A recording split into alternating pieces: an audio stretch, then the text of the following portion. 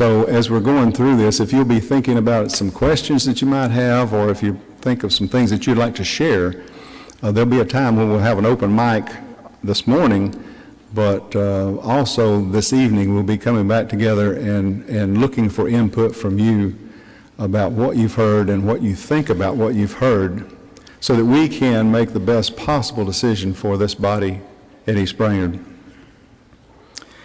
In August of 2012, the Brainerd elders asked if they could meet with us, talk about their situation there at the Brainerd congregation, and also just to see if we could think of some ways that they hadn't thought of. Now, this is pretty unusual. We don't often have elders from other churches come and get with us, but it has happened here more than once. And all of these men, these good, godly men who are elders at Brainerd, are friends of ours. And so they were just looking for some advice and some help. They shared several things with us about what was going on in their congregation in their recent history. And they had even attempted to partner with other organizations to better utilize their facility. The reason for their desire to meet with us at this time was that participation had been decreasing there in their non-Hispanic portion of the congregation, to the point they were concerned about their financial viability. And so they wanted to discuss that with us and see if we had some ideas that would be helpful to them. Their real concern was about this Hispanic ministry that had been taken on by the Brainerd congregation. In August of 2012, their average attendance among the English-speaking was about 100, and the Spanish-speaking members about 130. Their annual contribution was running around $200,000 a year, and the Hispanic church was giving about $20,000 of that $200,000. So these are the things that they shared with us. Brainerd has an older building with the operating and maintenance costs for that building was about $56,000 a year at that time. Brainerd owns that building free of any mortgage. They explained that to us. They also own an adjacent house, adjacent to that building, where Robert Darby and his family live presently. They had already pursued many options and were considering, at this point, making cuts to their operating costs. They offered to share their facility with other churches, and they listed several churches that they had been in contact with, trying to merge in some way and maintain that building and the Hispanic ministry, but no one took them up on those offers. They also they were thinking about making the Hispanic ministry a citywide effort of all the churches of Christ, and seeing if in doing that they could maintain that ministry. When they went through all of that, they were asking for our suggestions. I can only recall that we gave one suggestion with two parts. That suggestion was that they hold a congregational meeting and explain the situation to the entire church. We said that, that has been helpful for us here when we had situations that the whole church needed to know about. And we also suggested they might just, in doing that, ask for the members there to increase their giving. They told us, as we thought they would, that the people were giving generously. And we said, we've had that same experience here. People give generously, but when they know of a need, they even give more generously. So when asked, when they followed these suggestions on our part, the Brainerd congregation responded very generously to that request, and it gave the elders some more time to plan what would be coming next.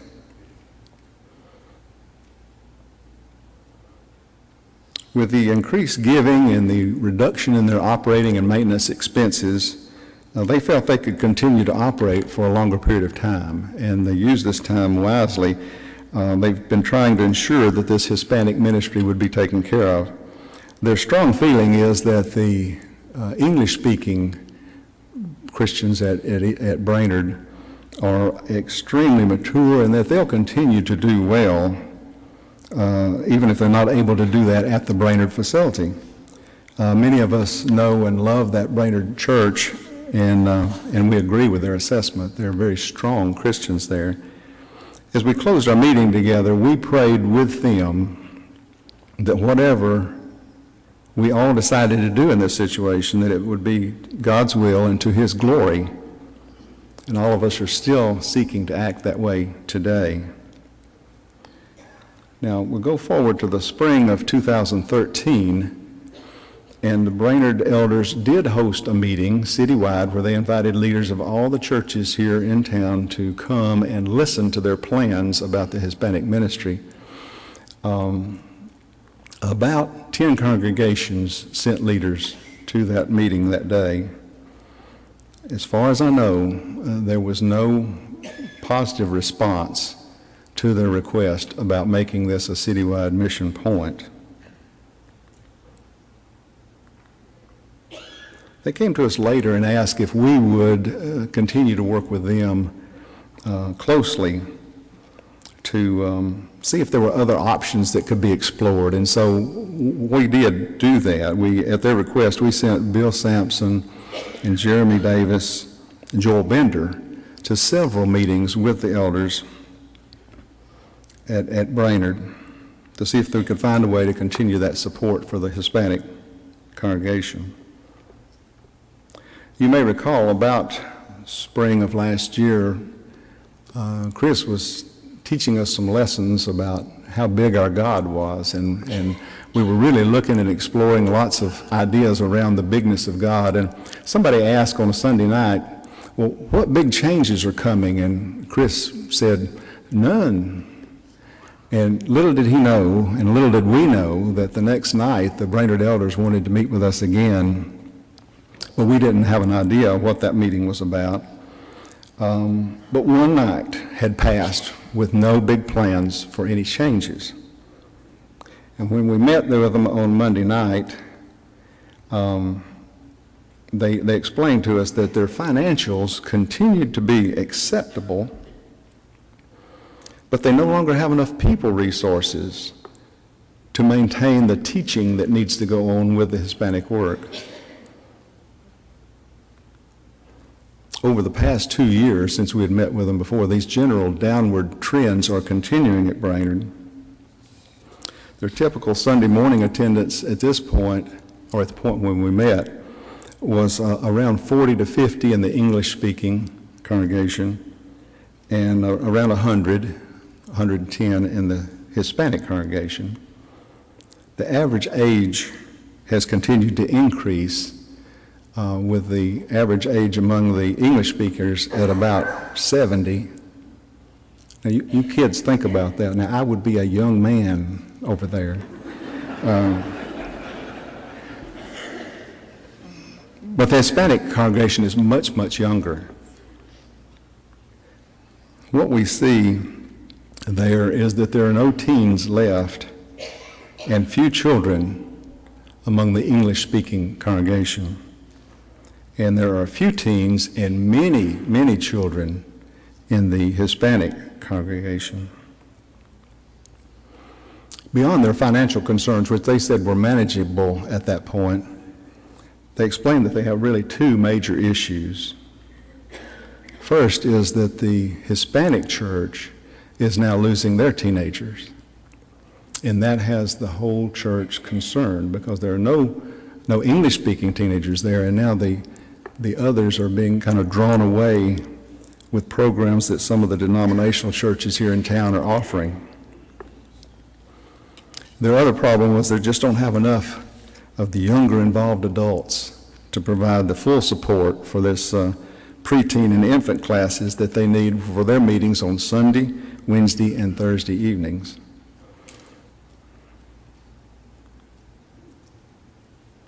They says that they felt like that they would be able to continue to support the Hispanic work to the end of this year, but beyond that they were not sure that they could do that.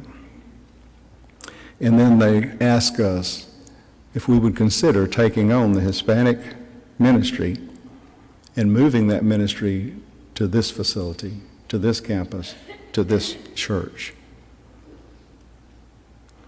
A little bit of history. For some of you who may not be familiar with the Hispanic ministry here, a little over 10 years ago, Brother Marco Diaz was leading a group of about 20 to 30 Christians, Hispanic Christians, and they'd met in a couple of other locations before they began discussions with the Brainerd church. Brainerd agreed with their request to use their building on Sunday afternoons and Wednesday and Thursday nights. And it seemed reasonable when you're taking on a mission point of people with a different culture and language. But it was difficult to provide teachers and helpers even then, but they were able to do that for several years. The two groups, the English and Hispanic Christians, usually at Brainerd, usually met separately, but once a month they would meet together for praise and worship, and this assembly was conducted either in English or in Spanish with an interpreter. This has been the practice for several years there. Each group feels a closeness with the other, and they feel that they're separated really only by the language barrier. In mid-June, now remember we met with them in May, so in mid-June, we, several of the elders went over to the Brainerd church to meet with them and to listen. Listen to their hopes, listen to their concerns.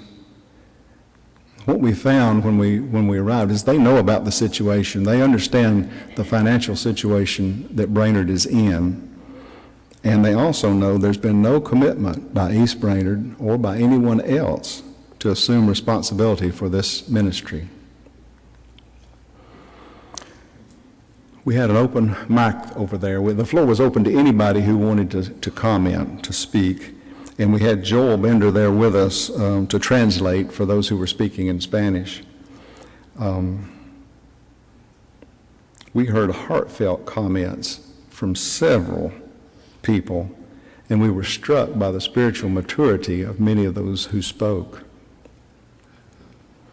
Some of the comments that we heard, one of them reminded the audience that we follow the Good Shepherd, and if he's leading us to another place, we should go. He encouraged a positive outlook about it and encouraged everyone to be in agreement together about any transition that took place. A sister who spoke said that if the move happens, she would like to be a part of East Brainerd, be involved and grow together, not separately. She expressed her gratitude for us being there.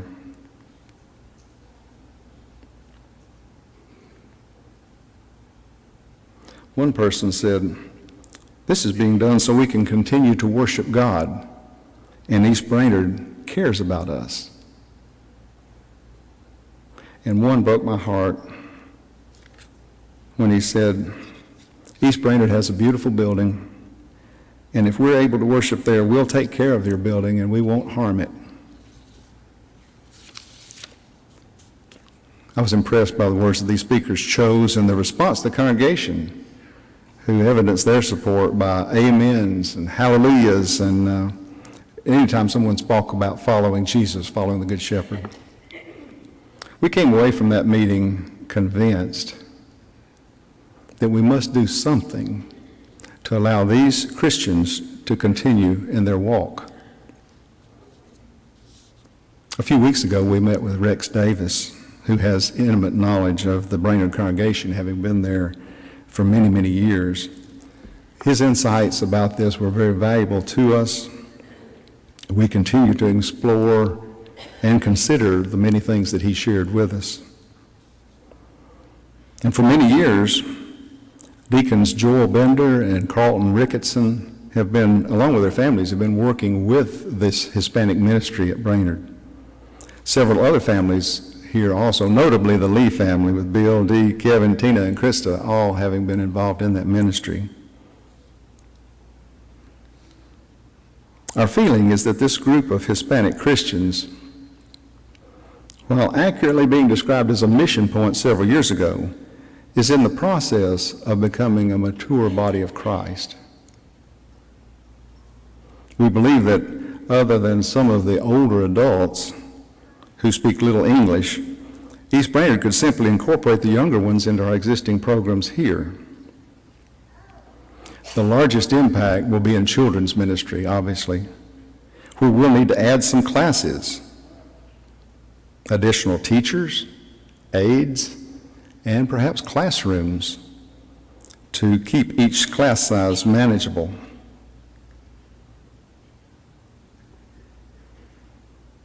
Hopefully, and this is hopefully, our teens, we are so blessed to have you guys here, but our teens could be a good influence on the teens there and perhaps even bring some of them back into the fellowship of that church. As we recently heard from the principal at East Brainerd School, our changing demographic, I've spent all this money on my eyes and now my tongue's quit working. East Brainerd's principal told us about the changing demographic in this neighborhood and how having Hispanic members as a part of our body here may well help us in our outreach to this community. I have a slide here of the deacons, and they're doing the work with a recent retreat.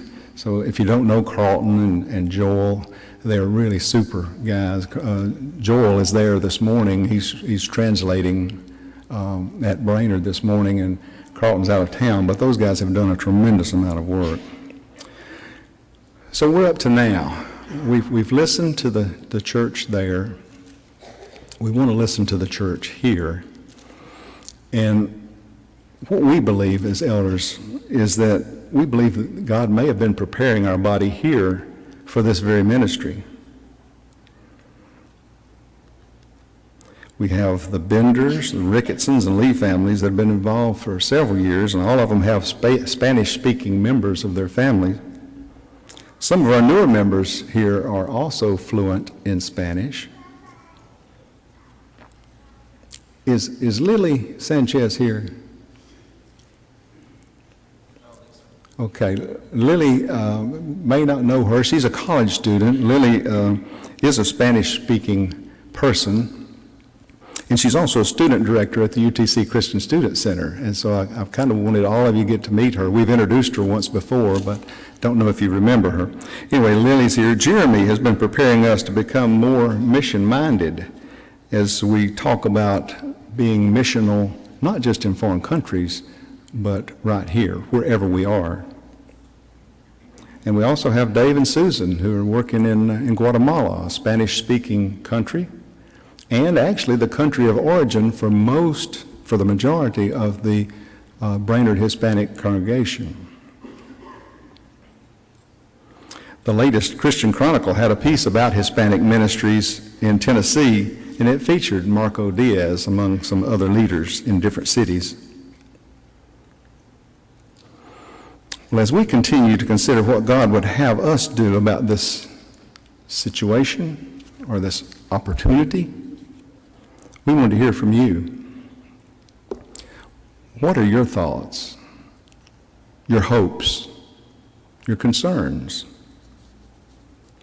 What we'll do, we'd ask that you come up here and use this mic so that everyone can hear. We also have a remote mic that we can bring to you if you'll raise your hand. But we do want everybody to be able to hear. If you're not willing to speak into the microphone, then that last bullet, if you could put your thoughts on paper. Some people are much better at expressing themselves on paper anyway, and if you do that and get it to one of the ministers or to the elders, we hope to discuss this further tonight. So I'm going to stand back and ask that anyone who has some things that would like to say to the congregation, please raise your hand or come up here, either one. Who'll be first?